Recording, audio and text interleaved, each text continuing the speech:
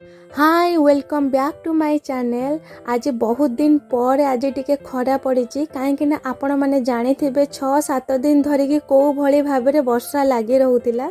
बेसी खरा नहेले भी आज अल्प टिके खरा पड़ी। आउ सकाळर आज मोर ब्रेकफास्ट होता गोटे स्वीट कॉर्न रु माने गोटे मक्का सिझारू आ गोटे मक्का सिझा खाईदेले भी पेट भी पूरी जाऊँगी। आउ काहाकू एमती मक्का सिझा एमती कामुड़ी खाइबा को भल लगे मते निश्चय कमेंट माध्यम रे जणाइबे। मते हाथे रे मक्का छड़ेकी खाइबा को मते बिल्कुल ही भल लागेनी, मते एमती कामुड़ी खाइबा को ही भल लगे। आउ आज मोर सकाळर ब्रेकफास्ट गोटे स्वीट कॉर्न रु माने गोटे मक्का सिझारू ही कंप्लीट हेतिला।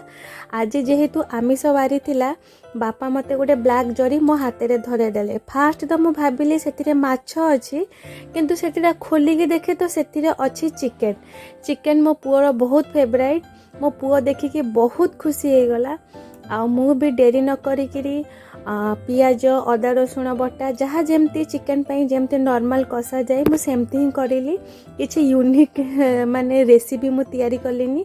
साधारणतः एमती पियाज भाजिकी अदा रसुण मसला को बाटिकी एमती कषिकी गोटे चिकन मु बनै देली। आउ एमती चिकन मते बहुत ही भल लगे सिंपल चिकन। आउ अछंती समस्ते बहुत न्यू टाइप रे बनाती किंतु मते एमती चिकन कषिले मते बहुत ही टेस्ट लगे। आउ आमिष दिन मानकरे गोटे आइटम हे गले भी काफी किछि भी आउ साइड आइटम किछि भी दरकार नहीं। जदि ए वीडियोटी भल लगी आपण माने मते निश्चय सब्सक्राइब करिवे।